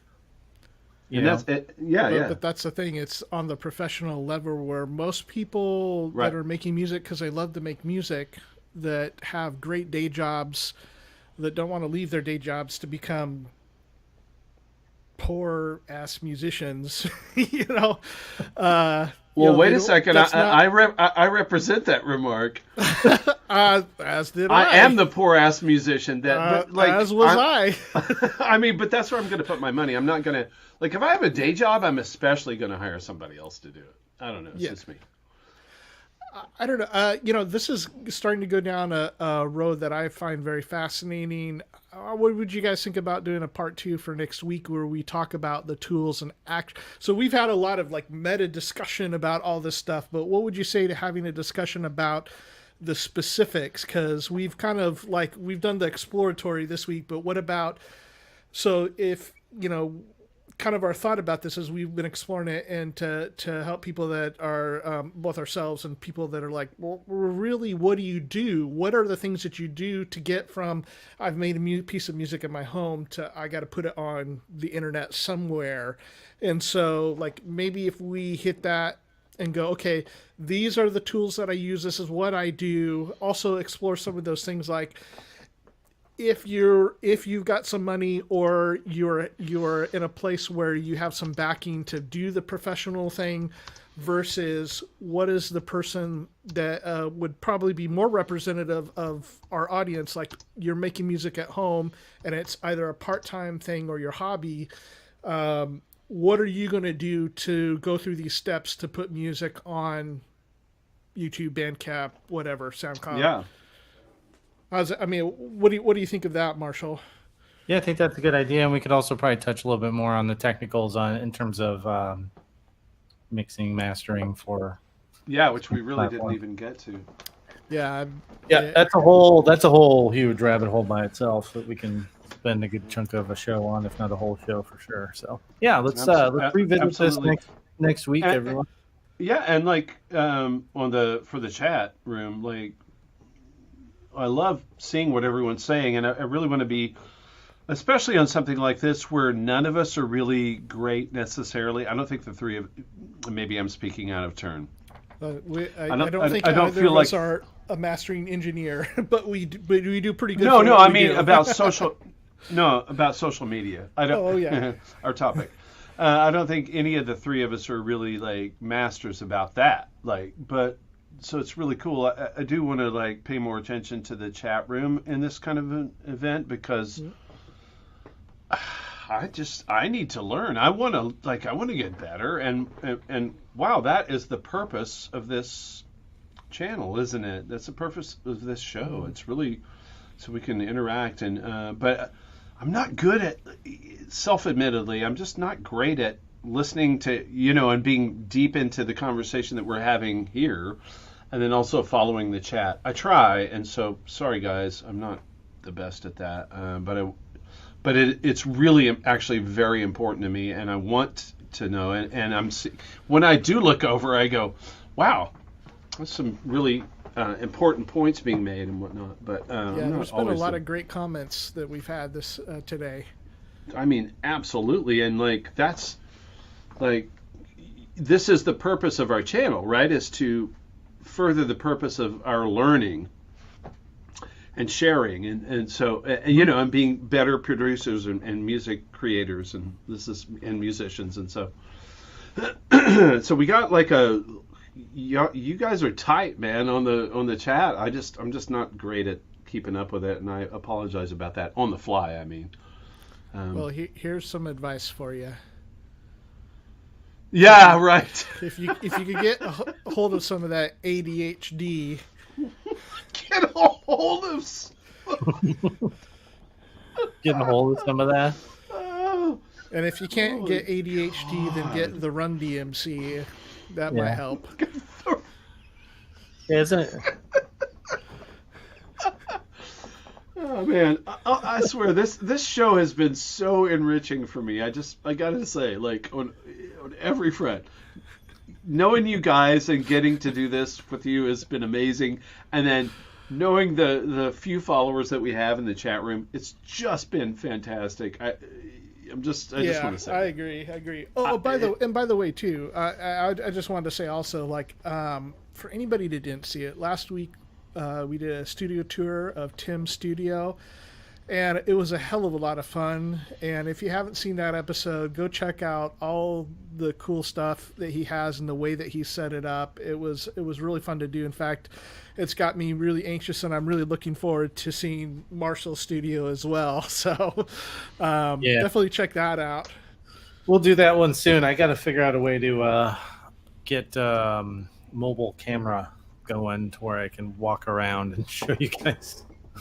Well, I mean, I just used my phone and it looked awful. I know it looked like, shots from the moon in 1969, but yeah, the problem is at least you're all in one spot. Like I've got a couple of spots that I would need to go walk over to, so it's like I'm gonna have to mic myself up, get the camera. Well, if you're okay, like kind of slumming it like we're going to do it. So Tim just logged in on his phone from his browser on his phone and just used the mic on his camera, on his phone. And that's what I'm planning to do as well. It just seems like everything else is going to start getting really complicated. I might use some of my AirPods with my phone just so I can hear a little bit better. But yeah, I mean, whatever works. It seemed to work really well. There's maybe some slower internet or something where it was a little fuzzing out, but I think the format of it worked. Although Tim couldn't see the comments, but his walk around through the studio, I just relayed questions to him, and his walk around was great. It was really enjoyable. Yeah, I can probably do something. In fact, I know I can. I should be able to use some internet protocols, and I think I can join from my setup here, have good audio from me. I won't be able to see the chat though in the other room, but yeah, it's you feel a little disconnected for that reason, and also you can't you can't really see what you're showing. I mean, exactly the angle and everything. So yeah, we'll figure it out. Yeah, I know, it's fine. I mean, don't be because I did it. I mean, Wagyu's talking about sausage fattener. You guys ever use that? It's like a mastering program. Is that Cialis? It's a plug-in. Yeah. Oh, I thought he was talking about like it's Viagra. funny. It's like a picture of a little sausage, and as you turn it up, the sausage gets like all fat and stuff. It's basically a compressor, I think. But anyway, so that's funny. And collect that sweet pay. It's like that. It's like those plugins where all it is one dial, and you turn that up, and supposedly it's supposed to make everything sound magically better. Oh yeah. Yeah. It's Or like that, just to understand how compression works, or Hey, it must be working for Wagyu, because in the chat he's always saying, "Oh yeah, I've got one of those. I've got 5 of those. I've got one of those." So like, he's living the dream with the sausage fattener. Yeah, he's probably getting kickbacks. I don't ever want to hear that statement again. I'm just or either one of those. Yeah, living the dream with a sausage fattener. I don't know if that's appropriate for our show, but of course it is. Good for all ages. It is. It is very PG. Is this made for kids? No. I marked no, but we have to say no to that. Otherwise, we get in trouble with the government, I guess. Knob. Oh my god. You said sausage fattener on a kid's show? You're going to jail. Right, you can't say that. You can't even use the word sausage anymore, Yeah. Actually, like the explicit lyric music that my kid listens to, it's just beyond belief. And thank God, she's like a big Beatles fan. She's a classic rock fan. She'll listen to a wide variety of music, even like classical and choral. But like the stuff that she listens to with her friends, dude, like I know I know how to like urban say some shit I don't want to say, and it's just, I seriously like, and I'm with Zappo in this. It's like, yeah, you don't want your kids listening to crappy like lyrics and whatever. Then just turn them on to instrumental music. Let them hear Debussy. Debussy's like incredible. Listen to La Mer or listen to fantastic. I feel like that's like the thing. Like every time though, like when I was young, my parents hated the stuff I was listening to. Thought it was all devil stuff, and they thought that in the 50s about like Elvis and shit, right? Like, and you listen to that, it's like super tame now. So I just feel like that's like a normal. And kids are it is. They're gonna. It is a normal. I just can't imagine like when this becomes tame. Like, what are they saying? What's like next? How do you like how could you get any more bass than talking about meow meow pussy? And I won't go into it since we have a nice channel here we'd like to keep. But like and how does it how does my dictation taste? I don't know. Yeah. Like, where do you go? I mean, that's not even that creative. That's the stupid thing. It's like, okay, that's not really that. Back in the day, they would never put that stuff like on the radio, But I guess people don't even really consume content through the radio anymore. Well, they have two different versions now, right? So there's the one that's sanitized for your protection, and then there's the explicit version, which talks about how does my dictation taste, and and wow, it's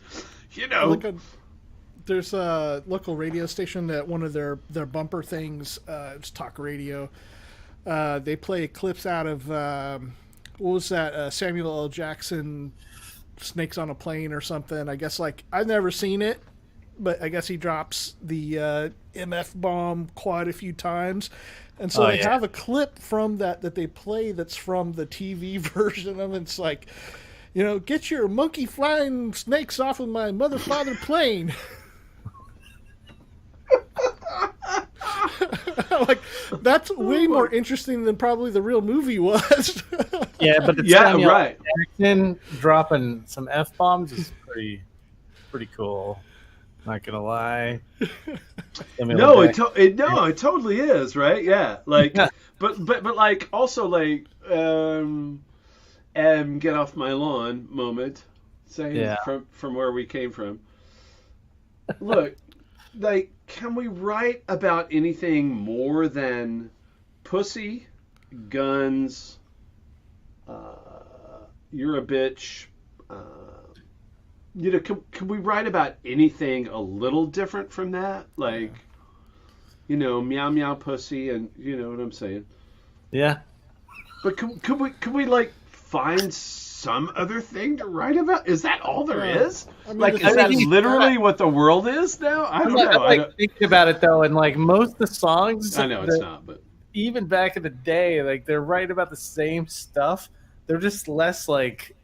On the nose. Or like they use double entendres, or they use other creative lyrical tricks to get those points across. I know, and so not just yum yum whatever. What did you say? Yeah.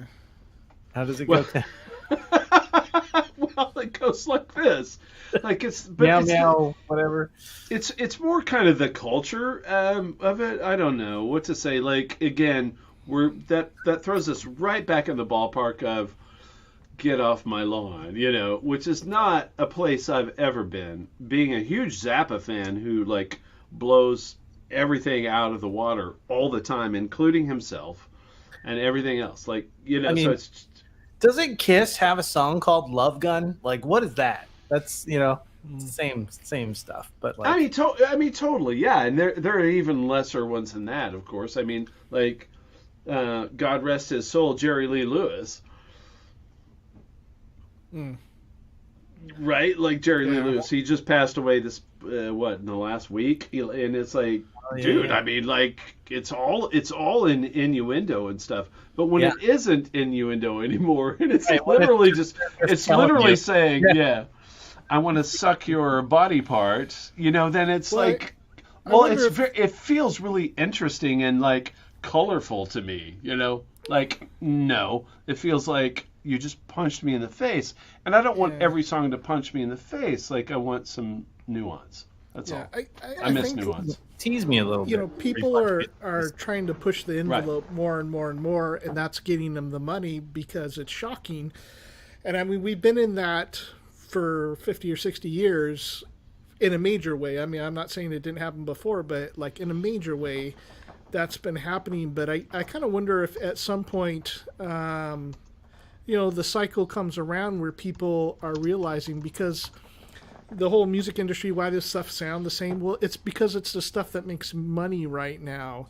And you got two things. You got human psychology, where the largest group of people are just simpletons, really, that don't really care and just follow the simple stuff. And it's not many people that are going to listen to Frank Zappa or anything, King Crimson or anything like that. It's just not going to be palatable enough for them to take on. But yet we've seen throughout history, it's like, things digress. But at some point, there's a generation that comes up and goes, this is pretty weak. We could be a lot more clever about this, or write something that's more interesting and more clever. And it's going to make that stuff look really unpalatable, because it's like, well, that was, geez, that's a crappy drive-through burger, and we're gonna serve up a steak over here. So I love that analogy. But it's also about the generations, right? Each generation's got to have their own thing, and that's okay. So we may not like meow meow dictation, whatever, but the kids love it, and that's okay, I guess, because we had our own stuff too, No, totally. It's totally okay. Yeah. I just don't know, just like philosophically, I'm just asking. Not that, because the first time I like really heard rap, I was like, okay, cool. That's the rock and roll of this generation. And I knew it. The second I heard it, I knew that was the thing that was going to turn the rest of the world on its head. And I knew that, just the same way, rock and roll did when it first came out. But I just wonder, like where's the desensitization point? Like, where does that end? And I don't know. I think it's gotten worse because... Get off my lawn. Well, I mean, the platforms that you can release stuff on are available to everybody. And there's, like, on YouTube here, we can say within reason pretty much whatever we want. You know what I mean? We're not going to get the FCC fining us for saying an F word, on YouTube. Right. So I think that's part of it as well. Like, there's, like, a lot more freedom to do some of these things that we hear and we go, oh man, I can't believe they said it, especially like that, But I think that's part of the reason why. Maybe. Yeah, probably so. And it doesn't really matter. Like, again, mostly, Marshall, to your point, like, it's going to be cyclical. It's going to be, however you want to say it, cyclical. It's it's going to move about, and that's going to bring about yet another change, and that's the cool thing about it. And I get that. It's not lost on me whatsoever. I do find it so like interesting on a societal level, but like it is just that. Right? What I find the most interesting is that there was a time when folk music was popular, and banjos and stuff. When was that cool? It was at one point, right? Well, absolutely it was. Yeah. But, well, you had people wanting to be counterculture, right? So what preceded that had to do with, like, big bands and the sort of high society thought and, in post-World War II. Yeah, and if you can think of that big band stuff as being parallel to, like, 80s big hair rock, all that stuff's going on, and then you have Joni Mitchell and Bob Dylan coming in with folk music, counterculture. That's like grunge music in the early 90s. And it just I love this analogy. Yeah. I love this analogy. But there's those cycles that's again true. going on. Yeah. And then it'll be like Totally. everybody's tired of grunge and like, well, this folk music is deep, but it's not really doing much for me musically. And you want to start listening to something that's a little more interesting musically, and then it grows up, and then you're at that top of that cycle again, and it's got to go around. Well, I hope we never come back around to folk music ever again. I'm not sure how I feel about that statement. The Puff the Magic Dragon lived by the sea. I mean, and that's the perfect example of what folk music really was. Anyway, Oh my God. Probably about that time, gentlemen. I guess so. I'm sorry, in the chat, I really want to try to pay more attention, and I'm just not great at it. I get wrapped up in things. Look at all these super intelligent and interesting comments. So, Well, apparently, Paul's saying that bluegrass and jam bands are back.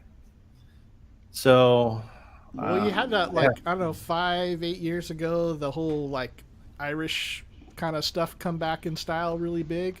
God, yeah, the Lumineers, like Celtic music, or no, people that dressed like coal miners back in the 1800s, and they played just sort of basic, sort of lyrically driven, simple music. Yeah, but they did it with and now it's coming from a different perspective. Yeah, I don't know, maybe 6-7 years ago or something. There was a lot of pop music on the radio that did Marshall feature banjos.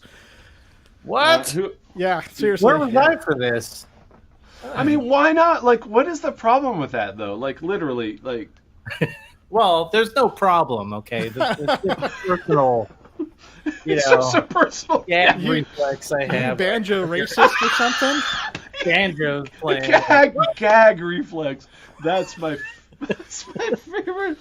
That's my favorite response. Banjo. Oh God, I'm gonna be sick. Sorry. I know. Well, so just quickly, what is the definition of perfect pitch? That is somebody who can identify notes by ear, right? No, that's the sound of a banjo hitting the inside of a dumpster. Oh. Cryss missed that one, and he's the guitar player. No. Tiny. What's that song that? Hey me. What? No, I'm thinking of the Tom Green song from Road Trip when he starts playing his little guitar and he starts singing to the snake to get it to eat the. Anyway. He starts little folk song with his guitar to the snake in this movie. So that's my favorite folk song of all time is Tom Waits' "What's He Building in There?" You guys ever heard that? Sounds familiar, but man, it's been so long since I heard any Tom Waits stuff. It's really not eclectic. even. Yeah, very eclectic. Yeah, no, he's very and brilliant. But "What's He Building in There" is actually just sort of a collection of sort of found sounds, and it's just sort of going on. There's no necessarily rhythm to it, and he's just and then he narrates over the top. What's he building in there? What's he building in there? Yeah. He has enough formaldehyde to choke a horse. And he just kind of goes on. There's the blue light emanating from outside the door. Is that the television? What's he building in there? And it's just and then all these found sounds kind of going on along around this. My favorite folk song of all time. Oh. Cool. So, well, that was a showstopper. All right. It's about time. Just so fine. Come on now. All right. We've killed it. So we'll be back next week with actually some technical information. Yeah, if you're lucky. Yeah, that's right. But it might not be as fun as this week. This week was a lot of fun, man. Yeah. Jeez, don't ever tune back in if you expect this again, right? This was too much fun. All right. Sure. Well, I guess I'm closing this out. Sure, appreciate all the chatties and like, man, you guys, I just can't keep up, and I apologize for that. But the little bit that I did and the little bit that everyone else did, fantastic. And next week I guess we might do the extension of this topic, huh? Yeah. So join us. Sounds like the bit. And just a quick closing remark. This is typically what we do. So, Marshall, what's your week? I'm gonna try and finish some music and keep working on my live stuff. Cryss? I want to write a really great folk song for Marshall, but it'll have 0 innuendos in it. Seriously? Can't wait to hear it. Make sure there's a couple of banjos in there, please. Bum bum bum bum. Actually, the guy that I got the 2600 from was like a championship banjo player also. So I might have access to a banjo. Not that well, it's a string instrument. It shouldn't be too hard, but the banjo comes from Africa, and it's actually a drum with strings, strung across it. Yeah. It's not. It's kind of interesting in that way. It's not just exactly it's not exactly Deliverance. But I thought you had to have a mullet to play one of those, right? Well, I think as soon as you grab one, like some weird, like devilish hands come up and cut your hair in a mullet, and then all of a sudden, you're playing it, yeah. Ding ding, dum dum ding ding ding. Yeah. You got all right. Those swanger things you put in your mouth. What are those called? Some have called them Jew's harp or. Yeah. So you get one of those, a little banjo. Harp. You'd be a banjo man expert. I mean, you could sit there and do it, and then you just get like a kick drum, with a and then you can. And I'll jump out a window. No, you'll actually use that and probably have the biggest song you've ever had. Probably. Based on our topic tonight, right? It's time for the banjo to come back in a big way. The stupidest thing that you can think of will be your best, thing. Like right. The thing I try. It's Marshall, that banjo guy. I mean, oh my God! If that was my legacy, that'd be the biggest. Let's not deny that was the part of our earlier topic, is like the stupid stuff that you do is usually what gets the most views. Yeah, but then you don't get repeat customers because they're like, oh wait, actually that's like kind of cool. I don't like that. Yeah, I want to see Anyway, I won't say it. All right, gentlemen, it's been a great show. Thank you guys in the chat room for hanging out with us. Man, this is just so much fun. I'm glad that we do this, and I learn so much every time. And we're like three hobos and a bunch of friends riding off the rails. Yeah, it's kind of nice. And by the way, nice folk song kind of reference there. Okay, Arlo Guthrie. All right. Anyway, so long. Bye, guys.